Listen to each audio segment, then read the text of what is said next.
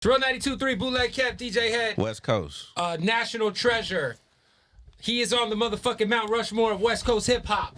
A legend. E-40 is in the building. Yay! 40 Water. What's up, man? Hey, big dog. Hey, me and you are both a little inebriated at the moment because of your lovely tequila. Yeah, I'm toasty. I'm toasty, man. Hey, Cuarenta Tequila, Blanco, Aneo, Reposado, in-store straight from Jalisco, Mexico, Bev Mo, Total Wine, all the good places that you need to go, man. And your local liquor store, man. Hello? Hello? What's up, Head?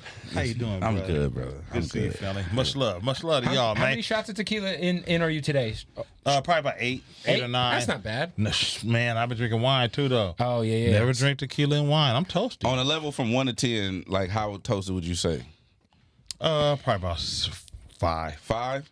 On a level from 1 to RJ at Dre's in Vegas. Now, if I start smoking some turtle, it's gonna be it's gonna mess it all up. Would you go to 10? With the hurry upness if I hit the turtle. Let's give you some turtle. Then I'm gonna ask you for your watch. That still ain't gonna work. Hey man, so I guess we could just start the interview out, man. I'm extremely happy that the dynasty's over because I hate the Warriors.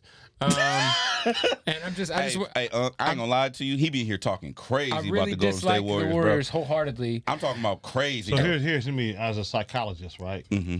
Why do you dislike the Warriors? It's because I'm a Phoenix Suns fan. That's the only reason? No, it's because I'm a LeBron fan. And but is that the only reason? I Tell him how you feel about KD. Stop Okay, stuttering. No, hold on. I'm gonna articulate it to you.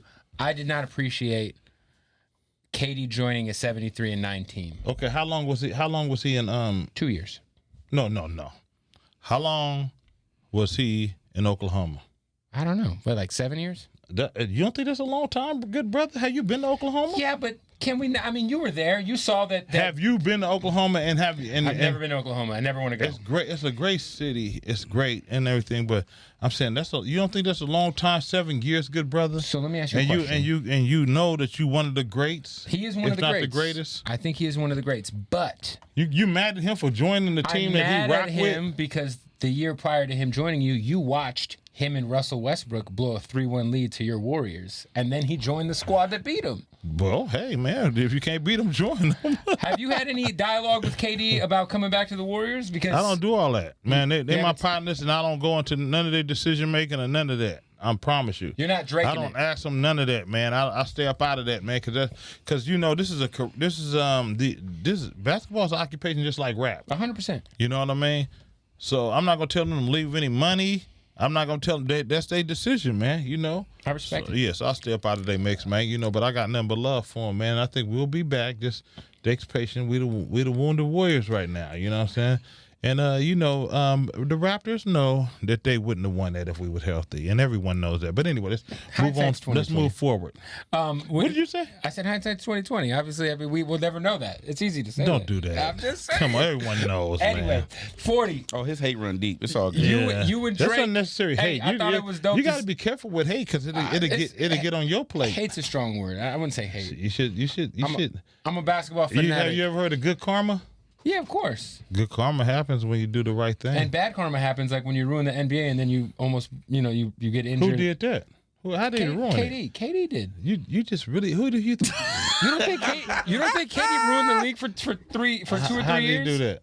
By joining the 73-9 Warriors. Come on, man. They was already on point, man. Back to the karma thing. Them boys already on point. Karma is what happened to him in the finals. Okay, just remember these things came out I want you to keep that same energy. They did. You gonna keep that? I think KD's Who's your team? The Phoenix Suns. Oh my. West Coast. It's West Coast, but come on. No disrespect to any of the players, because a lot of them dudes rock with me as a personal guy. No. Personally, but I'm a LeBron guy though. I fuck with LeBron, and it was those 4 years. Now you're LeBron. Yeah. Because why? Because recently, because they got a new. No. I've been a LeBron guy since he was with Cleveland the first time. I ain't got nothing to say bad about LeBron. LeBron means a lot to us, man. He's the great. He's one of the greats. He's a GOAT. You know what I'm saying? You know, they say he's a GOAT right now. You know what I mean? KD is too. And I feel Curry is, and all the rest of the Warriors. Everybody on the Warriors is great. That's what's up. They GOATs. Well, now that we got all the basketball shit talking out of the way, 40, I feel like you're outworking everybody in hip-hop consistently for the last 25 years now. I mean, every year we get like an album or a triple album or a double album from you, man. Like, how do you stay so motivated to continue to just pump out so much quality music? And the key word is quality, because it's easy to put out shit, but it's all about the quality. For sure. Hey, man, you know, this is a passion for me, man. I am really, truly blessed to be in this music game. If I'm on vacation for 2-3 weeks, not even that, like a week, I'm like, I need to get back in the studio.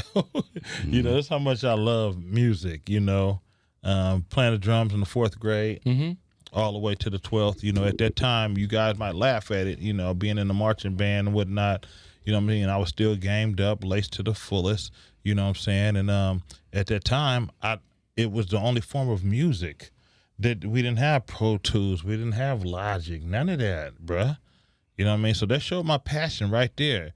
And some of the greats, me, Be Legit, Too Short, Ant Bakes, whole bunch of us, you know what I'm saying? We played in the band. Anyway, man, so I'm real passionate about it. Just so happened to be a dude from the streets that just so happened to rap hella good. And we make the best raps because we seen it all.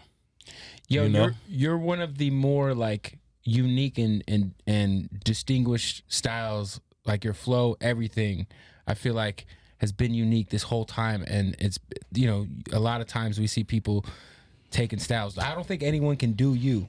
You know what I'm saying? I've never even someone try to attempt to do E-40. You might disagree because you probably paid attention a lot more to, like, you know, if people are sounding like you or not. But yeah, you know, in the grand scheme of things, in the hip hop conversations of the greats, do you feel like you get your just due? I know in the Bay you do. I know in California for the most part you do. But overall, no, not. I mean, the Bay love me, the majority, but it's a lot of people in the Bay don't actually. My game might go over their head. You know what I'm saying? But no, you know, man, I'm one of them dudes that don't complain. I just let the game speak for itself. In the future, I just know how it go. I done seen it so many times. I just watched rap, being in it for since 1988. How many years is that? Can you help me out? I'm bad at math. I was born in 87 and I'm 32, so that's 33 years. 33 years. That's 33 years. My first EP came out in 1988, Most Valuable Players, E-40, Be Legit, and D-Shot, and it was vinyl. It wasn't no CDs. You know what I mean? Then after that, we changed our name to The Click, and we came with Left Side and all that good stuff. Mr. Flamboyant EP, all that good stuff. And the grit didn't quit. But it come with the package, man. You know, sometimes it's over the head like an umbrella. You know what I'm saying? And I'm not expecting everybody to just catch it. I got people that you know, that hit me on Twitter or the gram and say, man, back in the days I didn't know what you were saying. Facts. You know, but now I do. You know what I'm saying? And some people apologize. Yeah. You know, I don't want you to apologize. It's okay. I don't never get mad. I don't get mad. When I was a little younger, when social media came, I say, man, damn, I'm getting a lot of hate. I didn't even know I had this hate. This is hitting hate. Right. You know what I mean? But I know that when you're different, that come with the package. Yeah. And I'm different, and I'm gonna continue to be different. I refuse to be regular in the same category as or taking it. You know, a lot of people I call it staying in a safe lane of rap. I'm gonna do different. I need to be different. I can't be like y'all. You know, you gonna put some ketchup on your fries, man. Ketchup, you know, make like Del Monte and ketchup later on. You know what I mean? I'd rather for you to catch up 4, 5, 6 years later, 10 years later. I always knew I was ahead of my time. Hey, something you do better than everybody, I think, is tapping in with the youngers.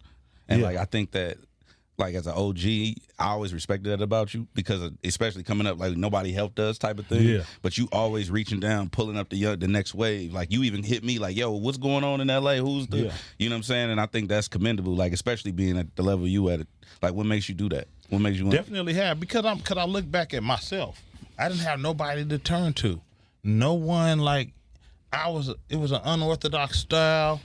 We were some dudes from Vallejo. We were some street dudes from Vallejo that knew the game, that knew the streets, but they didn't know that this was going to unfold. They didn't know that we had a real passion for it. So I'm like, okay, anytime I see a youngster that has passion in their eyes and they on the case like a lawyer, you know, even y'all, when y'all was youngsters, I say, man, them boys is ambitious and ready to go. Yeah. You know what I'm saying? I had to embrace them. I had to embrace y'all. You, Kendrick. Remember we was all on the road. I remember all that. You know what I'm saying? Glass Malone, J-Rock. Wait, what's our Ali wanted to mix everything. He said, "Hey man, you got something I can mix?" Yep. Way back then. Yeah. Look at Ali, man. Look That was at like everybody. 10 years ago. Come on. That was the Tech 90 E-40 tour, right? Yeah, that was like man. 2010. That was 2011. Classic. Yeah. I remember that. House of Blues in Vegas. I was there. Man, we did so many shows and we wasn't expecting all this to unfold. We were just all good people on the road. Everyone genuine and humbled. Right. And look, and I'm proud of all y'all. Thank good you, buddy. Yeah. You know what I'm saying? We had big OG Muggs on the road with us too, man. You feel me? Hello. Shout out to OG Muggs, man. Yes, sir. It's crazy because I think the first time I ever got put on your music, like I said, I was born in 87, but my cousin had the Click Project where y'all were all standing around the poker table. It was like a casino table. Oh yeah, that was game related. That was out there. That's almost nearly platinum right now. It's definitely well past That's a classic, gold. man. I remember listening to that shit in my cousin's Accord, but like I know you and I want to like I mean really I feel like you and Master P were so early on when it came to just kind of building your brand from the ground up and doing it independently, doing it out the trunk. Yeah.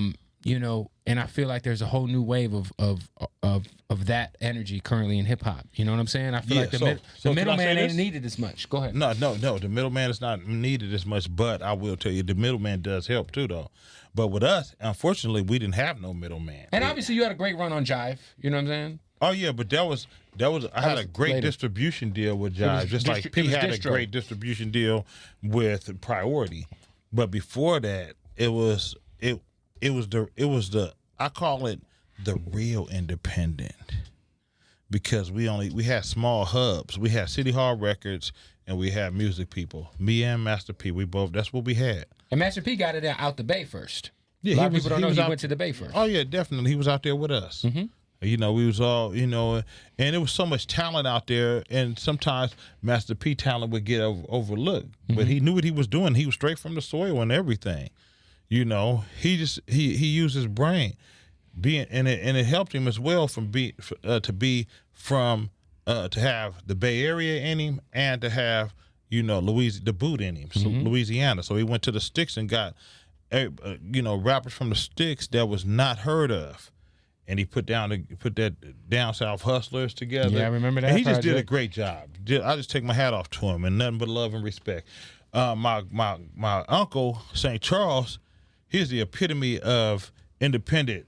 You know, that's what we started off with. We learned from each other, believe it or not. You know, and when I say independent, I'm talking about with a major distribution deal. We didn't have them when we started off. We had two hubs. Like I say, it was City Hall Records and Music People. And those were two record stores. No, or those were what were small distributors, one-stop distributors. Okay. And so, St. Charles came up with a recipe to have a book that had anybody that dealt with rap music. He put together a big ass book, bruh, and had all the phone numbers in that thing.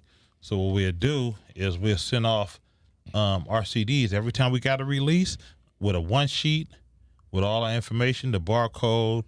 A bio of you know who we've been in concerts with and whatever the case, any information on us, and we'll send them that any retail store, and also it would have the CD, the most recent CD. Oh, that's crazy. You know what I'm saying? And we would also put a few more in there just for the energy. Say, hey man, you know, give these out for promo, and you know, and let me know what the feedback is. Next thing you know, man. You know, everywhere we went, because we start campaigning. You know, me and my siblings and my cousins and them, the clique, we moved around. We wasn't letting grass grow under our feet. We was all over the place like space. So we would go from state to state, and you understand me. And so that built up the demand. And when people heard our music, they was like, man, this sound like something we going through right now, man. And you know, we give it to everybody that got blap in their trunk and everything. And they start calling in, and they would talk to City Hall Records, or they would talk to Music People. Mm-hmm. And that's how I went. So we start getting POs. And next thing you know, as we get the POs, you understand me, We already got the music already ordered from Rainbow Records, and we have it in my garage. If it ain't in my garage, it's in Be Legit garage. If it ain't in Be Legit, it's in D-Shots. If it ain't in D-Shots, it's in St. Charles. And we just had them all in our garage. The demand started coming, real big. And so, we'll just, do COD, you know what I'm saying, and cash our checks, man, and head over to the bank, man, and cash them thing. We was just having good, bro, at a young age, man. We didn't even need no major music. Yeah, and so Barry Wise of Jive Records, shout out to Barry Wise. We love him to this day. He got at us through Aunt Banks now. And Banks was like, we was at the Gavin Convention. The Gavin Convention is kind of like, I don't know what we would call it. What's the biggest convention nowadays for all the rappers to get together and everybody? There really isn't one anymore. There's festivals, but there's really not. There's like South by Southwest maybe, but that's more. It. So the Gavin Convention was the South by Southwest of back in the 90s, right? And so my boy Aunt Banks be like, man, Barry, man, dude, keep trying to holler at you, woo, woo, woo. I said, man, you know what? Let's make a meeting with him. So we did a meeting with him. Chaz Hayes, his wife, that was my management at the time, and I love Chaz. And and us, we all got together and thought of something. You know what I'm saying? We came with the most unique deal of all time. You know what I mean? And it was a distribution deal. And after 200,000 records on my behalf, after 200,000 records, it'll kick into a high royalty. Right. And that's when they put the machine behind it, because they knew. So you got to move 200,000 off the rip, and then the machine comes in to help you do radio. Right, and I did that. Easy. But you know what I'm saying? It was a 75-25 at the time. This was pretty good. This was in early 90s. This is 1993, 94. You know what I'm saying? 94. Matter of fact, 1994. And so it was a 75-25. So 75% was mine. 25 went to the distribution fee. But normally it'd be 50-50 because they would hold a 25% reserve on any other artist. But we knew that was a sell through, so we knew you can't hold a reserve on this. So ain't no reserves held. You feel me? So it's 75-25. You know what I'm saying? So I seen things that people didn't never see in their life. Everybody wanted to be what I was doing. You had like the deal everybody wanted. Yeah, I had the most unorthodox deal, and Jive said they'd never do that with anybody. That's crazy. Hey, you feel me? Something I never got to ask you. You feel me? I never got to talk to you about your relationship with Pac. Like, as far as like obviously before he passed, but I'm saying like, is there a conversation? I remember you telling a story, but I don't remember the story specifically. But is there anything specific that stayed with you from Pac as far as like y'all personal relationship? He was on all the early albums for sure. Just one thing. You don't got to be a whole bunch of shit. No, it's all good. One of the personal ones he wrote me, man, and I gotta find that letter. I think I got it in Bank of America in a safe deposit box. You still have it in the safe deposit? Springs Road. I think I do. Damn. I gotta see. It was a letter that he wrote, and my youngest son, he's 25. His name is Imari, and he was saying something about. He was like, man, because I told him, I said, I got a son coming, man. He said, man, congratulations on your son, Imari. And it was during the time, because I think his something about what is he? Is his middle name? What's Pac's middle name? Amari. Yeah, that's what he said. You know what I'm saying? He was like, man, congratulations, my middle name. Woo woo.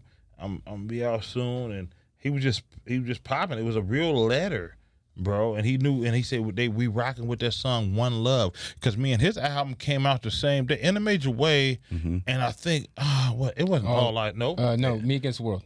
It was Me Against the World. It came out the same day. The same day. You feel what I'm saying? That's a trip. And I think I was number 2 on the Billboard. We might want to Google it. I'm almost 100% for sure I was number 2. You feel me? It was him and me. That's amazing to me, man. And so, but it just meant a lot for him to just even know, just to say congratulations on your newborn, Imari. And he was writing you from jail. My youngest son was born in 1995. He was writing me from jail. Mm-hmm. You know what I mean? Plenty more situations, but that was one of the ones I'm always remember. That's dope. Now, obviously, a lot of people don't realize a lot of Pac's like developing years were in the Bay. Like, and I know he had tapped in with you on 2 or 3 albums prior to him even like being on death row and being, you know what I'm saying?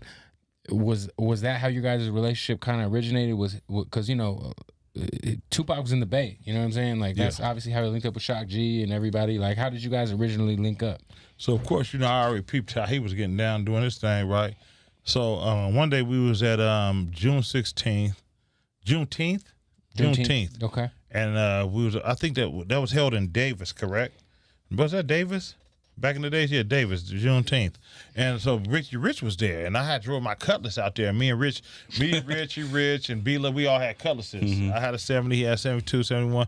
That's how it was going. So anyway, to make a long story short, he had 40, man, I meant to tell you, Rich, he's solid, not solid. He was like, I meant to tell you, man, Pac said, hey, man, here go his number, call me, rock with you.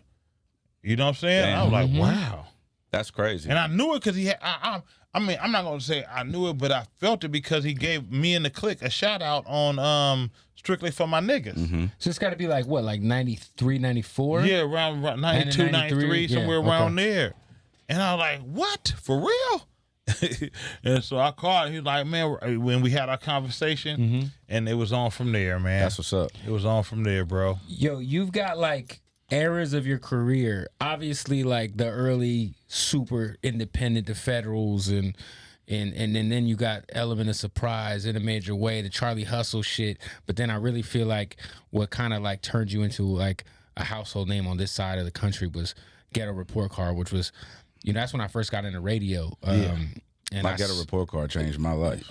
Ghetto Report Card, I feel like is in my opinion is the best album to ever come out the Bay. You know what I'm saying? It's the epitome of the Bay Area. Yes, sir. It's the epitome of the hyphy movement. Like, shout out to Mac Dre, but I'm talking about on a global scale. Like, if someone's what was hyphy? You just give them that album.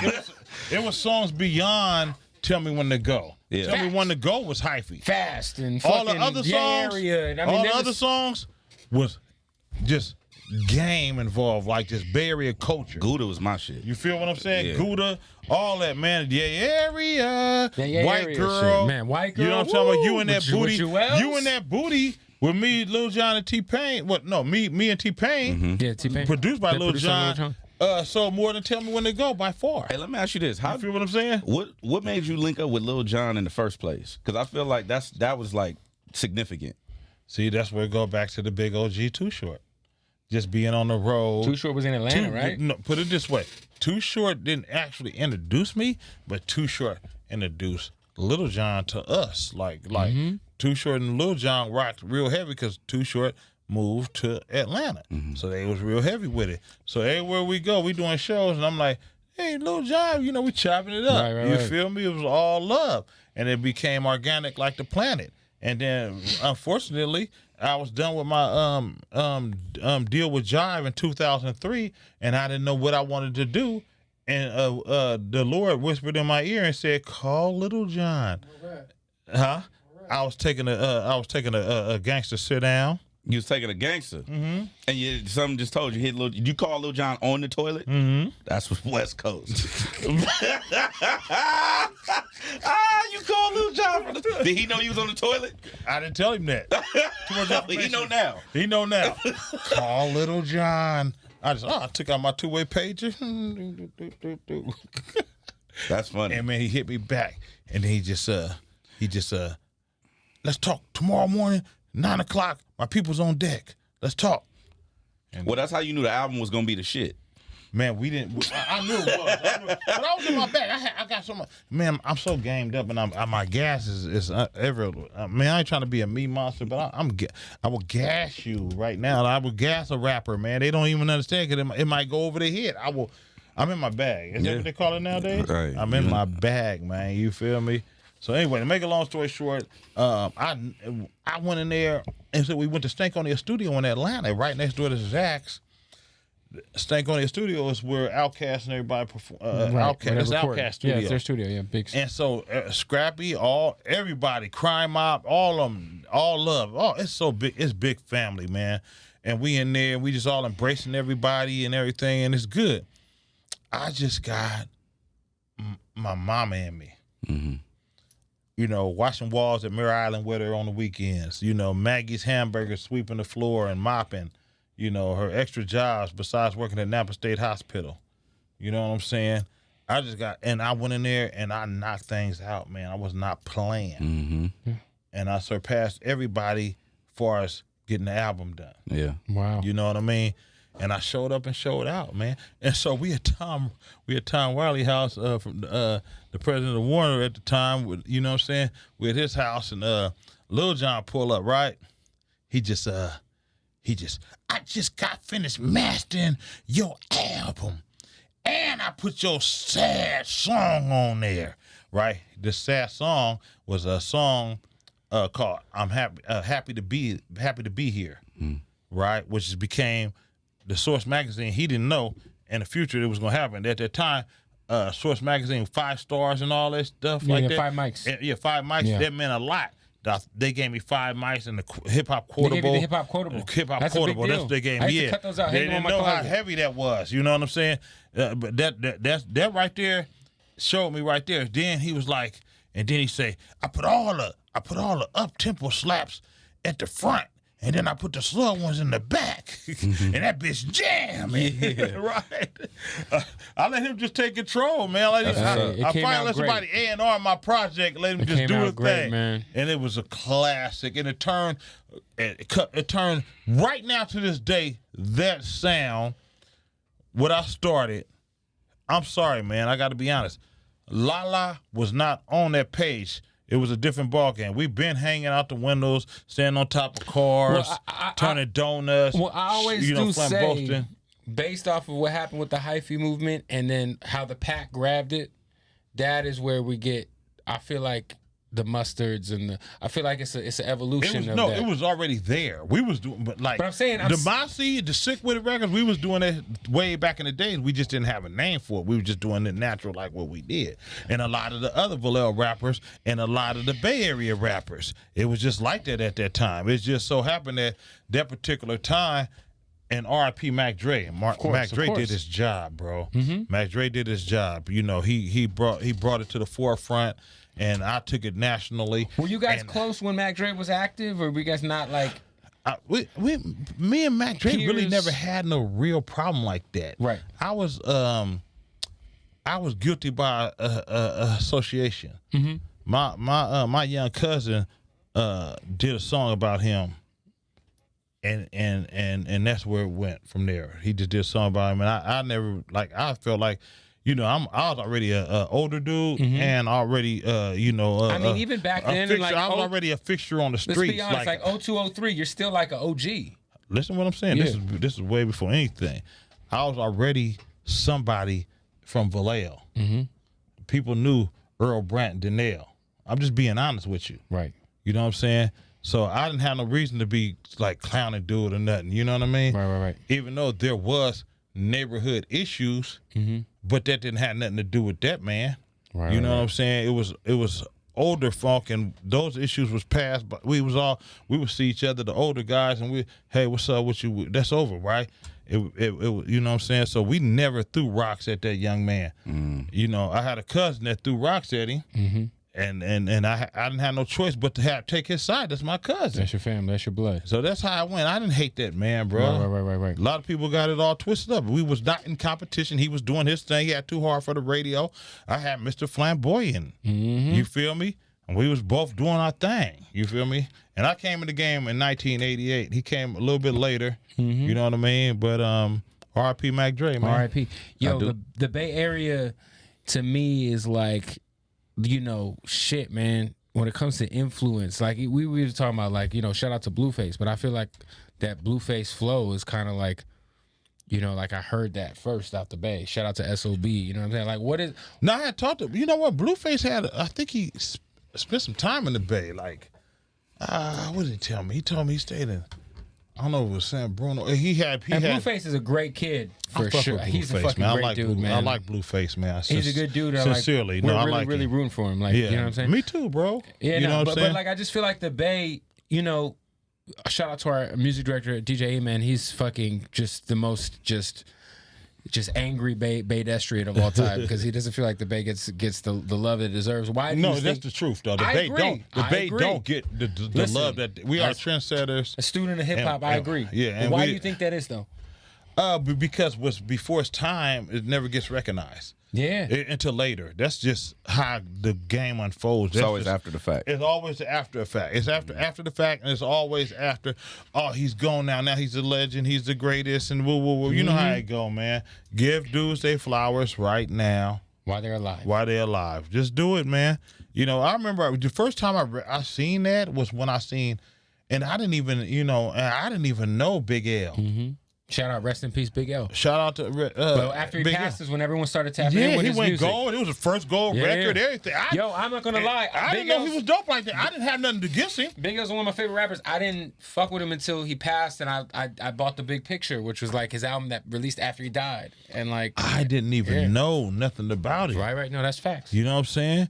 And evidently he was ahead of his time. Yeah. Evidently he was knew about what to he sign was with doing. Rockefeller. That's what I'm saying. Yeah. So that's how it happens. It happens like this. I'm gonna hand you your flower right now. I fuck with Chase the Money. You know what I'm saying? Thank you, bro. You know, I know I told you I didn't like the other shit, but Yeah. He didn't like I don't drip out milk. I He called didn't like it. I called you. Your mama liked it though. My mom liked it. He say my mama liked it. My mom liked it, but I called you and told you I liked the record. You know what I'm saying? Who's on that? Miller's on that, right? Yeah, shout out to Miller. Yeah, Miller. Shout out to Miller, man. Hey, man, listen, we appreciate you tapping in. Hey, can you tell us a story about that Warriors era where it was Jay Rich, Petrus, B. Diddy, fucking Matt Barnes, you know what I'm saying? Like, what was it like being in the Bay when they upset the Mavericks and they were the 8th seed, man? Because I feel like that had to be something special to be around.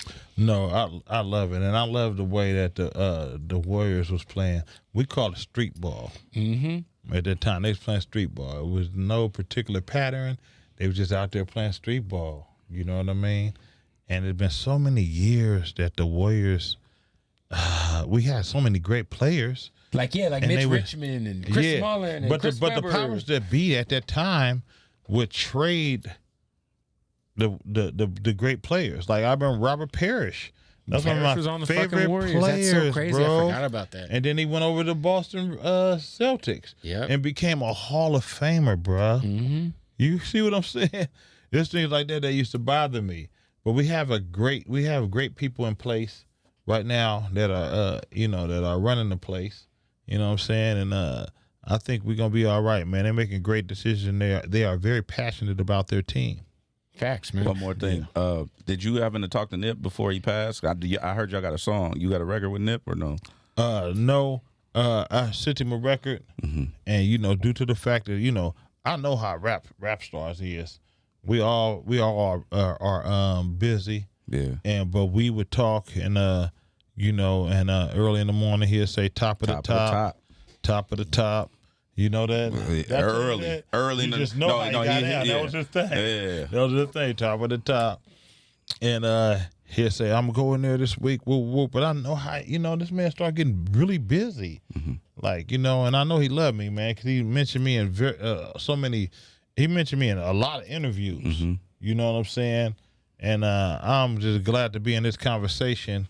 And I miss that dude. And every time we ever spoke and kicked it or, was together, it would be nothing but genuine love where you feel so comfortable and you feel like you're around good people. You know what I mean? And it hurt me hard. Me too. Yeah, man, it was tough. It was tough. I found out he wasn't no longer with us, man. It hurt me hard. I'm not gonna lie. Like a better dude, man. I'm like, why him out of all people? Somebody that means something to the world. You know what I'm saying? Bring everybody up. Yeah. So that bothered me, bro. Hey, speaking of giving people their flowers while they're here, like, can we talk about like G-Eazy and how he's just? I just feel like G's. He's somebody who doesn't have to do what he does for the city and for your town and go hard. And for the upcoming artists, man. What does G-Eazy mean to the Bay and what does he mean to E-40? He mean a lot. He's a dude, man. You gotta realize, man, he's part of the culture. You gotta realize this dude, I believe he took a sister to the prom with him. You know Is this when he had cornrows? The man had cornrows. I don't think I never heard him say the N-word. Never. He's in his place. He's in his place. He's not trying to do extra. He just embrace. I think he's doing an excellent job of being someone in his position that's representing the Bay Area. He embraces everyone. We rock with him. We got his back like a spinal cord. We got nothing but love for him. We happy for him, man. He mean well. He means well. That's What's up. Hey, new album is when's the album dropping? July 26, 26 slaps. All right, 26. Yo, man, Practice makes this paper. guy don't stop. He dropping all these goddamn songs, and hella songs, and non-stop machine. That shit's crazy.